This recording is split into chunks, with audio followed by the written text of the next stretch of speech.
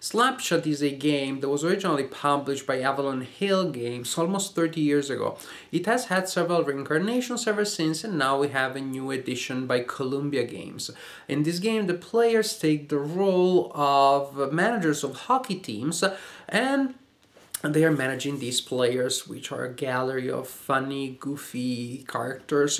It is important to remember that in this game you are the manager, not the captain of the team. That means that once the challenge starts, things are going to be out of your hands. What you do is you scout around, you're looking for good players, you try to put together a good team. You're trying to keep your team together, but then again, how the team performs when it is tossed into the arena is not necessarily up to you to decide.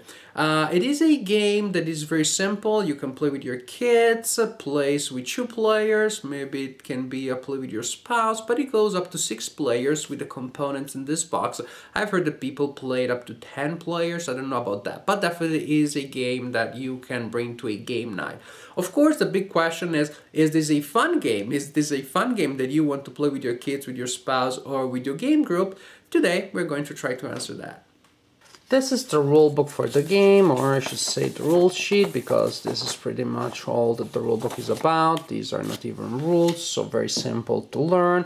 What you find in the box is a group of 6 standard Columbia blocks that you use to keep score. You have a board where you will place the markers to keep track of the score. Each time that a player wins a game, will advance his block by 1 on that board. And then you have a deck of cards, which actually is divided in 3 smaller decks. A deck of goalies, 1 of defensemen, and 1 of forwards. At the beginning of each game, a player will draw a goalie, 2 defensemen, and 3 forwards. Of course, these are drawn randomly. This is going to be the composition of the team of that player. The player will get new cards throughout the game, but you will always have 1 goalie, 2 forwards, and 2 defensemen, and 3 forwards. You will always exchange a goalie for a goalie, a defenseman for a defenseman. No other combination is possible. And as you can see, these cards have different numerical values. The higher the value, the better the player, the better that card.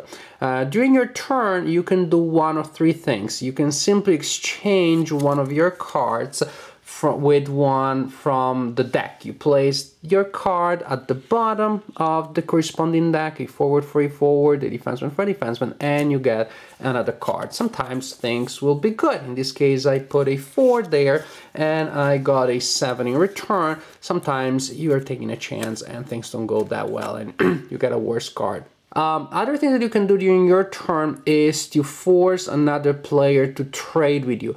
You choose another player, the player will show you his cards face down, you choose 1 randomly, and then you have to give in return a card of the same type. So actually, if you have cards of very low value, that may be good because you may get a better card, and at the same time you may get the opponent stuck with a low value card. So you get a better hand and you mess up the hand of the opponent, but it is not certain. Suppose you have bad cards in 1 or 2 categories, but you still have a good card in another category, then it may be that you do get the good card from the opponent and get a bad one in return, but you may get a mediocre card on a worse card, and you will be forced to give the opponent a better card. In this case, for example, suppose my opponent gives me a 3 blue, and then at that point I have to give a blue in return.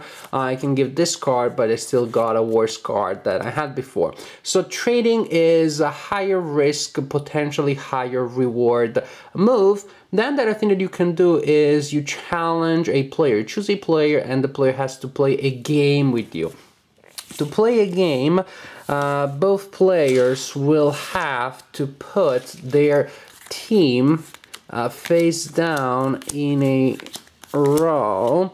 Or you can also have both players preparing a deck and then flipping their cards one at a time. The important thing is that once the players commit to a certain order, they cannot change the order in which they play the cards. So either you put them face down like that in a row, or use decks, it doesn't matter. The important thing is that you cannot change the order. Once players have committed to an order, they flip their cards one at a time and they compare the results. They compare the cards individually and they will try to score points, score goals. Let me just show you all the cards and then we see how this works. All right, when you have two players that are not goalies and that are facing each other, then simply put the player with the highest number scores a goal in that position. For example, this couple of cards here will score a goal for this player. In this case, this player wins again. Here, this player wins again. Wow, this player is particularly strong because 7 more than 5, 5 more than 2. When you have a player that has a red cross there, that indicates that that player is a bruiser. So numerically speaking, the encounter is resolved. Normally in this case, this player would win. In this case, this player would lose. You resolve normally, but after this has been resolved, the player that has faced the bruiser is eliminated, and the owner player will get another card of the same type to replace that one. Also, normally cards that are facing a goalie do not score, so sometimes your goalie will be able to stop a particularly powerful card, like in this case, or even in this case, just a 3 is able to stop an 8. When a goalie is facing a non-goalie card, you ignore the printed value. The fact that he's a goalie is all that matters. In this case, for example, that was a great stop, but if a goalie is facing another goalie, then you look at the numerical value and the goalie that has the better value scores a goal against the other one. So in this case, this would be a 0, a tie, because the goalie stops that goal and that player, nothing happens. In this case, this team scores a goal against that goalie. Also, there is this special card here, Tiny Tim, has only half point, so he will lose in an encounter against most other players, but as you can see, he's really tiny, they're not just saying. So he's particularly good at sneaking past goalies. So if he encounters a goalie, actually he will always win an encounter against a goalie. Also, a game never starts from a 0-0 situation. When you're challenging somebody, the person that is being challenged always starts with 1 goal and you always start with 0. It is a balancing mechanics. You know that when you're attacking somebody, you always start from a disadvantage, so you need to be comfortable and know or hope that you have a chance to overcome that. Also, if there is a tie at the end of the game, both players get their cards back. In this case, actually, if a card has been eliminated, the owning player gets a replacement immediately. Let's see, a replacement for that card would be this one, for example. So then the 2 players get their cards back and then they play another game. But what is pretty cool is that in this overtime situation, the winner is going to be the player that scores the first goal. So actually, even a team that has worse cards may be able to win here if you play your cards well. And for example, first you commit a goalie and the other player committed a powerful card, then you stop that, then maybe you're able again to be able to stick in a good card and the other player does not respect that. But most likely the 2 players will play a goalie as the first or second card, or maybe the 2 goalies will be played at the beginning, then the better goalie is the winner. The players keep playing like this, scoring a point on this board for each game that they win, until one of the players goes to the playoffs. At that point, the second player goes to the playoffs too. The other players are eliminated.